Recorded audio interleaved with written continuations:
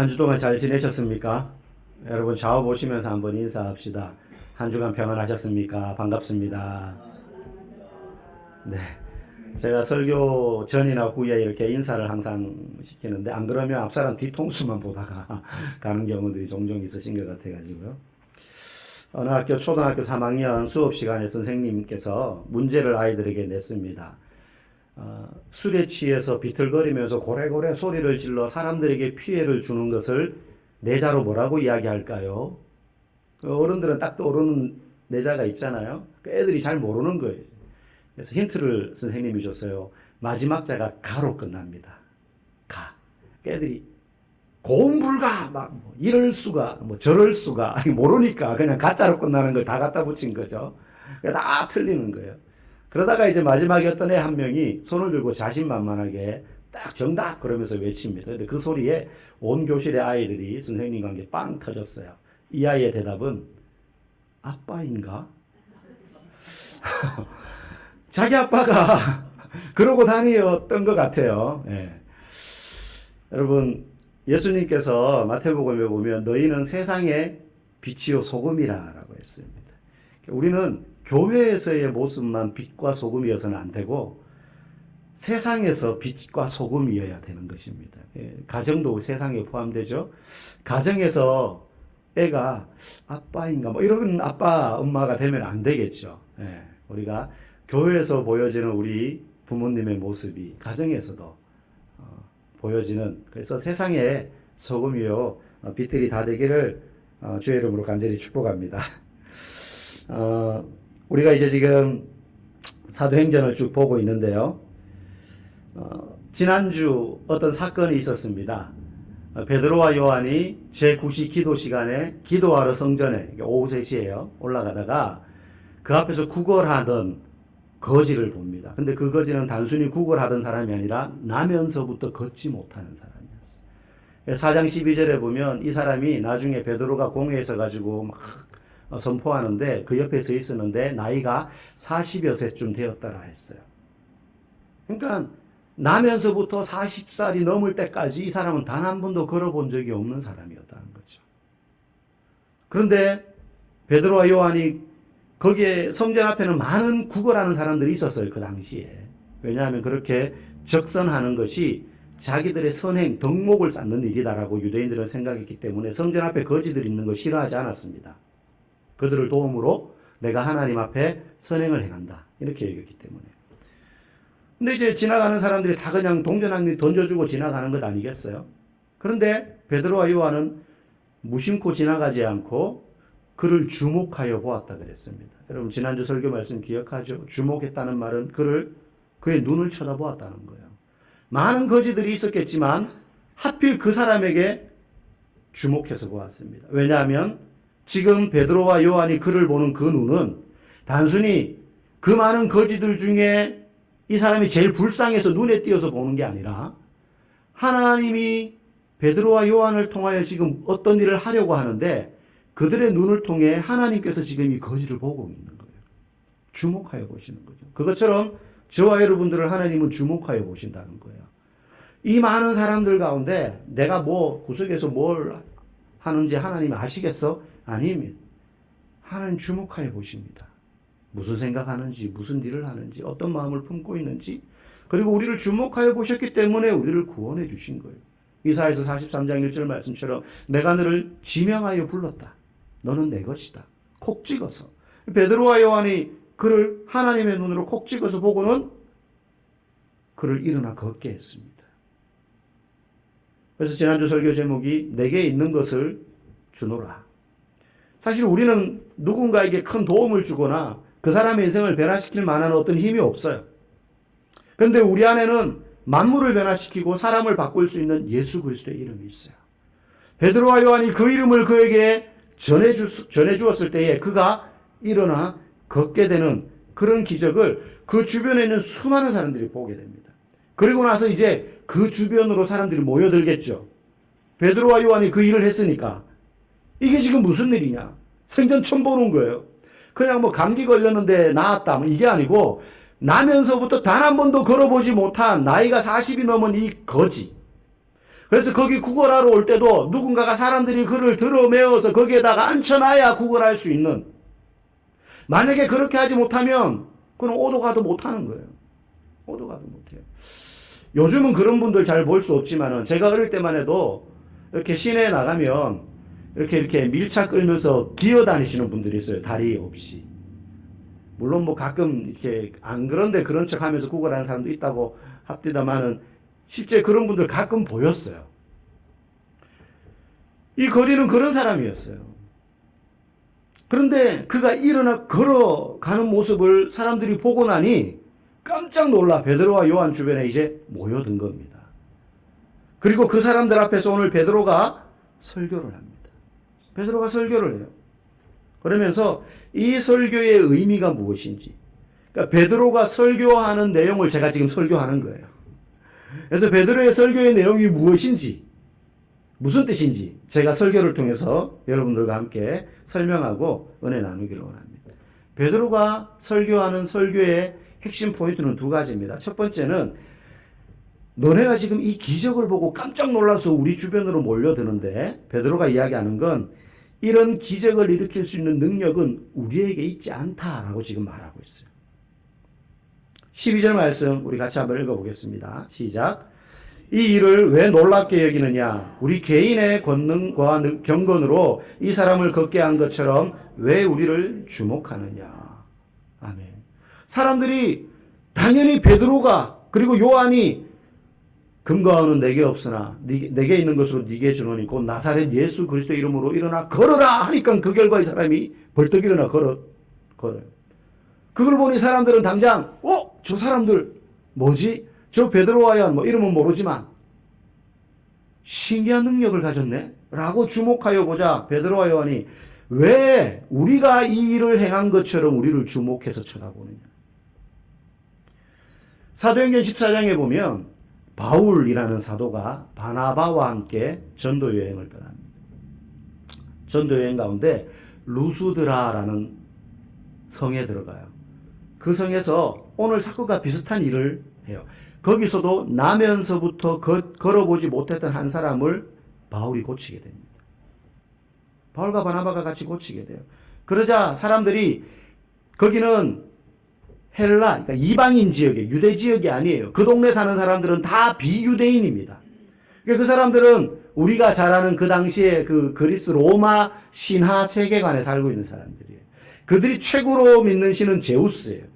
그 다음에 헤르메스 이런 신들이 있는데, 바울과 바나바가 그 걷지 못하는 사람을 일으키는 기적을 보자마자 그 성에 있는 사람들이 쫙 모여들면서 바나바는 제우스라 그러고, 그리고 바울은 헤르메스라.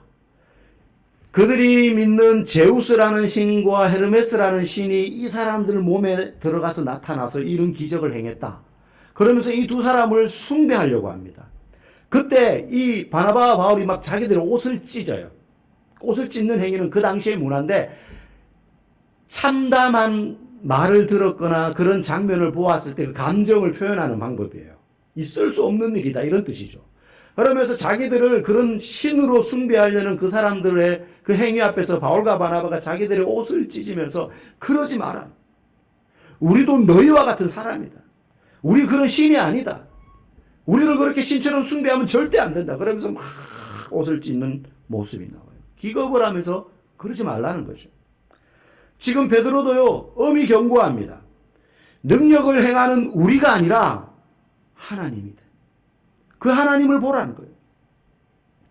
여러분, 뛰어난 목회자, 요즘 뭐 유튜브 보면 막 신유의 기적을 행하는 이상한 사람들도 보이고, 또 아주 그냥 대단하게 목회하시는 목사님들 설교도 나오고, 또 소위 말하는 기도빨 좋은 권사님들이 큰 교회 가면, 아니면 기도원 같은 데 가면 터줏대감처럼 자리 잡고 있는 분들이 있어요. 여러분, 그런 사람들 보지 말고 하나님께 주목하시는 성도 되기를 주의 이름으로 축복합니다. 그 다음 13절 말씀 한번 보십시오. 베드로의 설교가 이제 그런 주의를 주고 우리를 보지 마. 우리가 일 행한 게 아니야. 라고 말하고 난 다음에 이어져요. 읽어볼까요? 아브라함과 이삭과 야곱의 하나님, 곧 우리 조상의 하나님이 그의 종 예수를 영화롭게 하셨느니라. 아멘. 아브라함과 이삭과 야곱의 하나님, 이 말은 유대인들에게는 귀에 못이 박히도록 어릴 때부터 듣는 말이에요. 하나님에 대해서 이야기할 때 이 앞에 어구를 붙여서 항상 말해요. 아브라함의 하나님, 이삭의 하나님, 야곱의 하나님. 무슨 말이냐면 우리가 그 혈통이라는 거예요. 그 하나님이 우리 하나님이라는 거예요.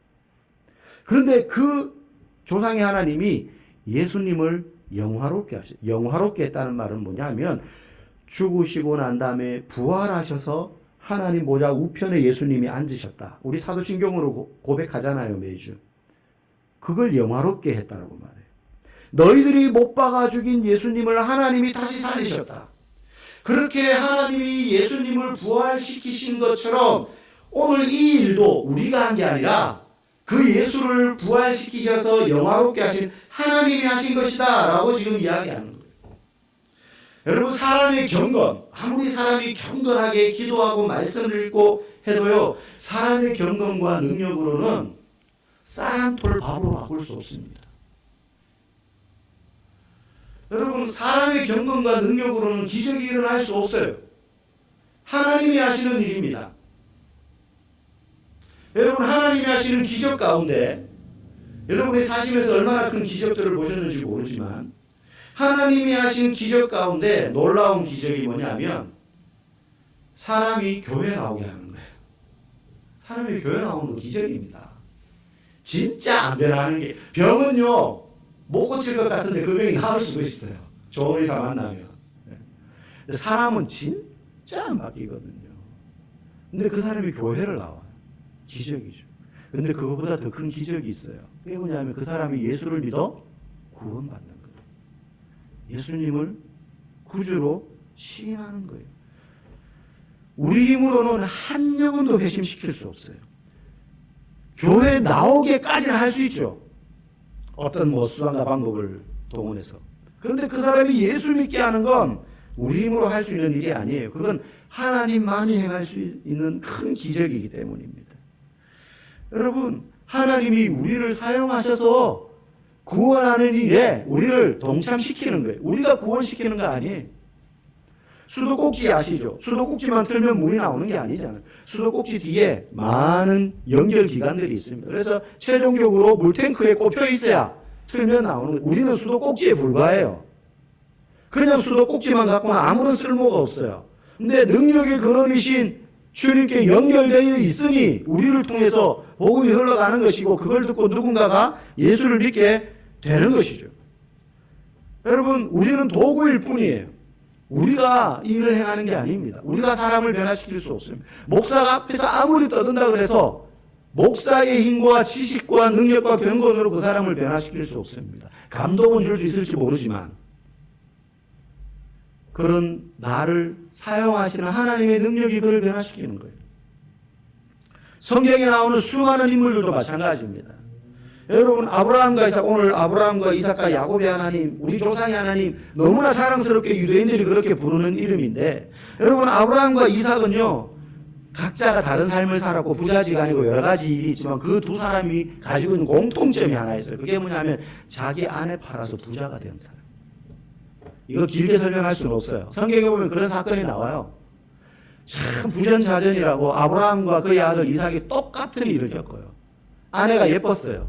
근데 아내라 그러면 뺏길까봐 우리 여동생입니다 이렇게 속여요. 그 대가로 많은 재물을 받아요. 나중에는 상대에게. 그랬던 사람이 아브라함과 이삭. 여러분은 아무리 악한 남편이라도 여러분을 팔 사람은 이렇게 없지 않아요. 우리는 아브라함 이삭보다 그 부분에서 나아요. 야곱은 어떤 사람입니까? 오늘 야곱의 하나님이라 그러는데, 야곱은 거짓말과 자기 욕심으로 장자권을 가로챈 사기꾼이에요. 어떤 분은 장자권에 대해서 그렇게 사모하는 마음이 있어서 그런 것 아닙니까? 그렇다고 형과 아버지 속이고 그렇게 사기치면 되겠어요? 어쨌든 사기친 거예요. 사기꾼이에요. 그러니 나중에 도망다니면서 가진 고생을 다 하잖아요. 그렇게 사기쳐서 장자권 얻으니까 자기 외삼촌한테도 사기당해가지고 20년 동안 종로로 타거든요. 그 집에서. 요셉은 어떻습니까? 요셉은 한마디로 말하면 지자랑하다가 제 코에 자기가 껴인 사람이에요. 나중에 애국의 총리가 되지만 마지막에 그 전까지는 계속해서 1층에서 지하, 지하가 끝인 줄 알았는데 지하 밑에 또 더 지하 막 들어가는 인생을 산 사람이 요셉이에요. 그러니까 지 잘난 맛에 지 자랑만 하는 재수 없는 인간. 이게 요셉인 거죠. 그런데 하나님은 그런 아브라함, 이삭, 야곱, 요셉 같은 사람을 통해서 하나님의 뜻을 이루어가죠. 많은 민족을 이루는 도구로 하나님이 그들을 쓰셔요. 우리도 이들과 비슷비슷합니다. 도찐개찐입니다. 그러니 내가 예수 믿는 것만 해도 얼마나 감사하고 축복받은 일입니까? 그런데 그런 나에게 직분을 주시고 봉사할 수 있는 은사를 주시고 그리고 나가서 누군가에게 복음을 전할 수 있는 사명을 주셨다는 것은 내가 삶이 형통하고 기도가 응답되어서 내 인생이 그냥 무지갯빛처럼 찬란하게 펼쳐지고 그런 일이 없어도 이것만으로 우리는 늘 감사하며 살아야 될 사람들인 줄 믿습니다. 여러분 우리가 여기 지금 나와서 예배드리는 거 우리 가끔 어르신들 그 얘기 하잖아요. 제가 어릴 때 자주 들었던 이야기가 뭐 이렇게 음식 투정해요. 뭐 맛있는 거 먹고 싶어. 뭐 그러면 이제 뭐 이야기 끝에 저희 부친께서 항상 라면이 어딘가. 그러니까 본인 어리죠. 라면이 어딘가. 요즘 애들은 뭐 먹을 거 없으면 라면 먹으면 되지. 밥 없으면 라면 먹으면 되지. 근데 라면이 어딘가. 본인 때는 막 전쟁통을 겪으셨으니까는 그냥 막 그러셨다 그러더라고요. 소나무 껍질 벗겨 그 안에 있는 거. 처음에는 소나무 껍질 벗겨서 먹였다 그래가지고 그 거친 소나무 껍질 어떻게 먹었지? 나중에 그 안에 있는 거 하얀 부분 해가지고 그걸 막 해가지고 물에 넣어서 불리고 막 이렇게 하면 그게 약간 국수 비슷한 비주얼이 된대요. 그거 건져가지고 먹고 그러셨대요. 전쟁통에. 전쟁 났을 때 저희 그 시골 마당에 그 낮에는 국군들이 오고 밤에는 공산군들이 오고 막 그랬었대요. 그러면 이제 공산군 온다 그러면 밤 되면 보따리 싸들고 뒷산에 가서 굴에 숨어 있다가 이제 또 날 밝으면 나오고 그러면 막 그 공산군들이 세간살이 쌀이며 몸에 남은 거 감자며 몸에 다 쓸어가는 거예요. 그러니까 산에 가서 그런 거 풀 뜯어먹고 하는 거죠. 그러니 그분 보시기에는 이제 애들이 반찬 투정하면서 배고프면 라면 먹으면 되지 그러면 라면이 어딘가 라면이 막 이러면서 이제 옛날 이야기 하시는 거죠. 여러분 우리가 지금 밥 먹고 삼시세끼 밥 먹고 물만 틀면 뜨거운 물 나오고 몽골에 선교 다녀오신 어떤 목사님이 청년들과 다녀왔는데 허허벌판 초원에 사는 진짜 게르에서 생활을 한 거예요. 수도 없잖아요. 우물도 없어요. 물 들어가려면은 물통 짐승에다가 물통 이어가지고 십몇 킬로, 20킬로 가야 물을 떠올 수 있는 거예요. 그래서 또 오면 아껴 써야 되는 거예요. 그래서 PT병 2리터짜리 하나 주면서 이게 그 한 사람이 그날 먹고 마시고 씻고 양치하고 할 때 다 써야 될 물이에요. 그래가지고 그 물을 아껴가지고 그걸로 이렇게 하고 양치하고 머리 세수한 물로 머리 감고 샴푸 못해요. 샴푸하면 이제 그거 못 헹구느라 다 쓰게 되는 거죠. 비누 안 쓰고 그냥 물칠만. 그러니까 이거 하나로 이제 살아야 되는 거죠. 그러다가 이제 돌아오니까 2주 동안 있다가 돌아오니까는 착 올리면 뜨거운 물 촥촥 나오고 하니까 얼마나 그냥 부자 아니라 이것만 해도 감사하다. 우리가 여기 나와서 예배 드릴 수 있는 거 그것만 해도 감사한 줄 여러분 믿으시기 바랍니다. 그러니 여러분 우리가 주를 위하여 섬길 수 있는 것도 은혜인 줄 믿습니다. 오늘 베드로와 요한이 이거 우리가 한 게 아니다. 하나님이 하셨다. 우리는 그냥 도구일 뿐이고 쓰임받는 존재다. 그 얘기를 지금 설교를 통해서 먼저 이야기하고 있습니다. 두 번째 베드로가 설교를 통해서 말하고자 하는 것은요. 믿음으로 하나님이 일하시게 해야 된다는 거예요. 여러분 세상의 대부분의 종교는 지켜야 될 규칙이 있고요. 그걸 반복해서 잘 지키면 어떤 능력이 나타나게 되어 있다라고 가르쳐요. 예를 들면 이런 거죠. 뭐 마법의 묘약, 보름달이 뜬 날 고양이 털을 세 가닥 뽑고 어린아이의 눈물을 받아가지고 사람의 손길이 닿지 않은 깊은 숲속에 물 한 바가지를 떠가지고 그걸 섞어가지고 먹으면 네가 사람이 된다. 뭐 이런 거 있잖아요. 동화. 그러니까 어떤 법칙이 있어요. 그러니까 그걸 행하면 돼. 부적을 써가지고 무당이 주면서 이거 남편 베개머리에 몇 월 며칠 몇 시 보름달 떴을 때 그때 이거 넣어놔라. 근데 남편이 절대 알면 안 돼. 그러면 효력이 없어져. 뭐 이런 거 있잖아요. 그대로 하면 된다 이거예요. 이제 고행하고 선행하고 율법 다 지키면 복 받고 원하는 구원에 이른다. 너가 복 받는다. 뭐 이런 규칙과 법칙들이 있고 요걸 하면 된다. 이걸 왜 해야 되는지, 하는 사람의 마음의 동기가 어떤지 그런 거 상관없어요.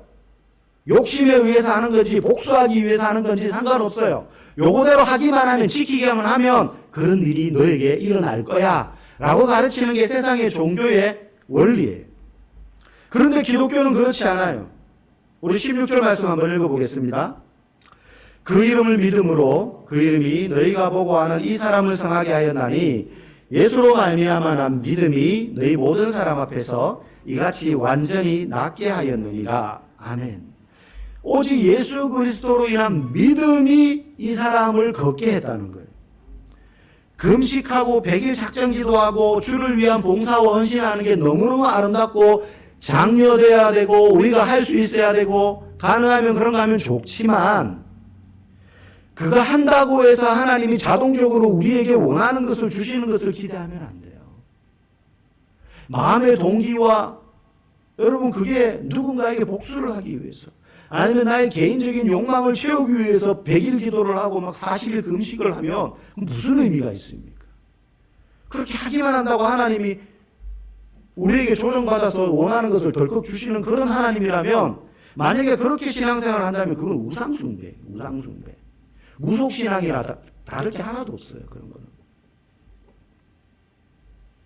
우리가 그렇게 열심히 해야 되지만 그냥 한다고 되는 게 아니라 우리의 죄를 사해 주시기 위하여서 십자가에 돌아가신 예수 그리스도를 믿음으로 그런 일들을 감당해야 될 때, 그때 하나님의 놀라운 기적이 일어날 줄 믿습니다. 여러분, 그래서 내 삶에 하나님의 놀라운 일이 일어나지 않는 이유는 믿음이 없어서이지 열심이 없어서가 아니에요.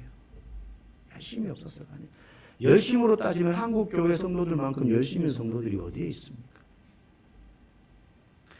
여러분, 믿음이 없어도 열심히 할 수는 있지만 믿음이 있는 사람은 열심이 없을 수가 없어요.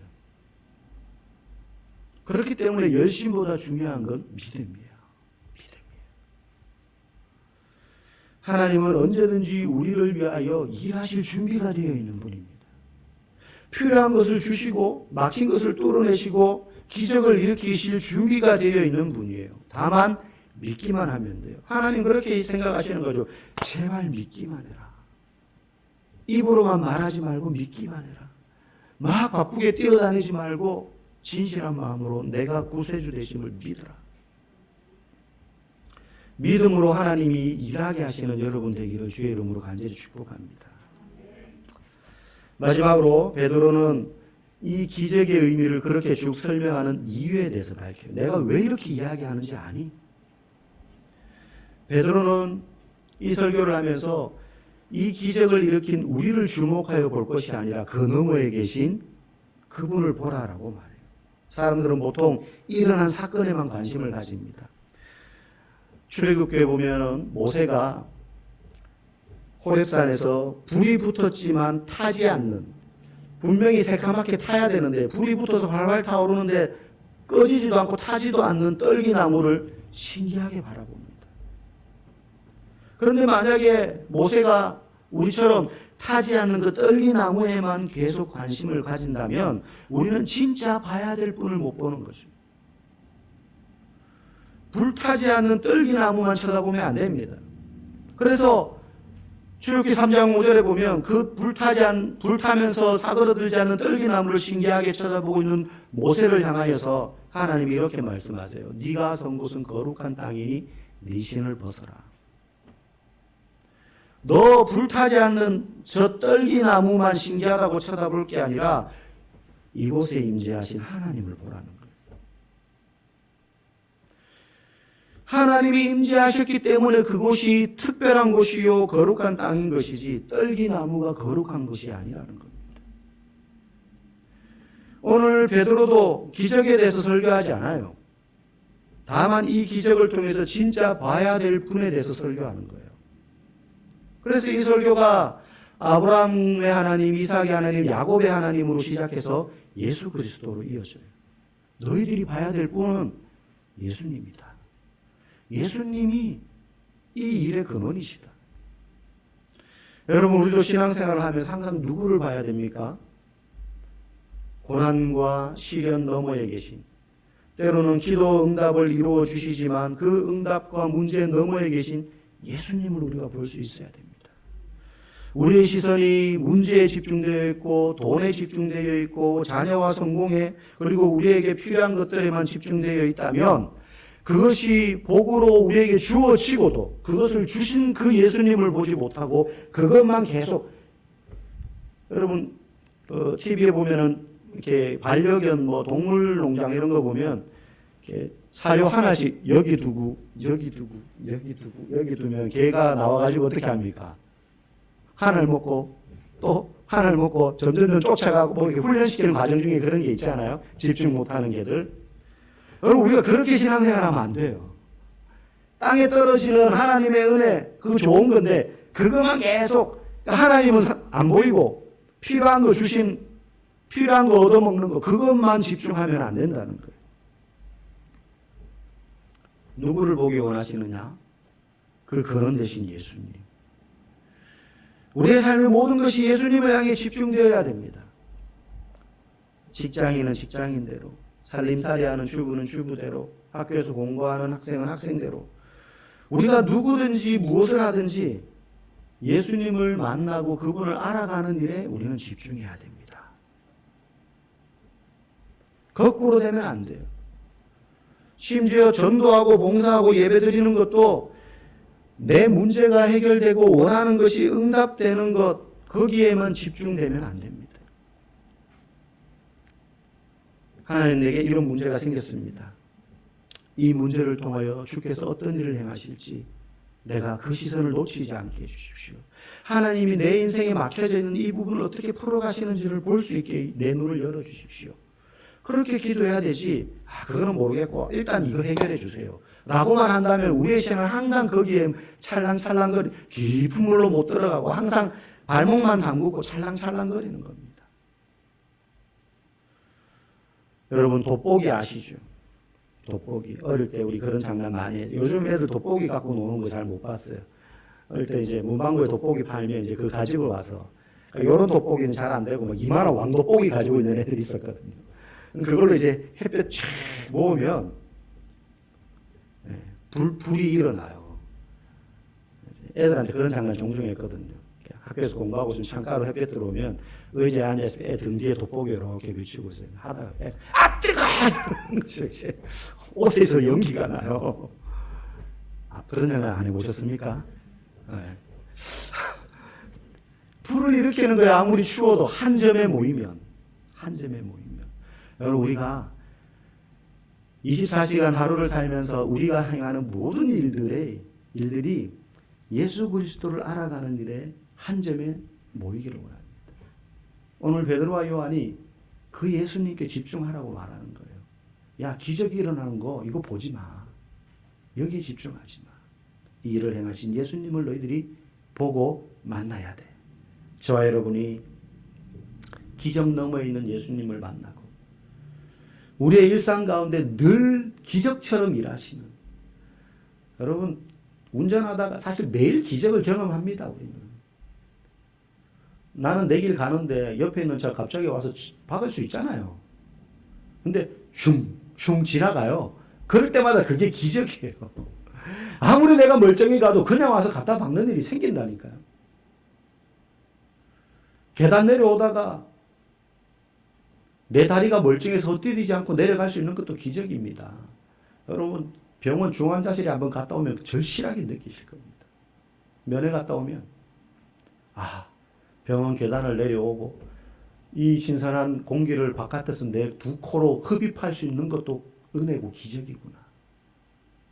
일상에서 일어나는 모든 일들, 그 일들이 예수님께로 집중되고, 그래서 우리를 위하여 날마다 일하시는 그 주님을 바라봄으로 항상 감사하며 살아가시는 우리 모두가 되기를 주의 이름으로 간절히 축복합니다.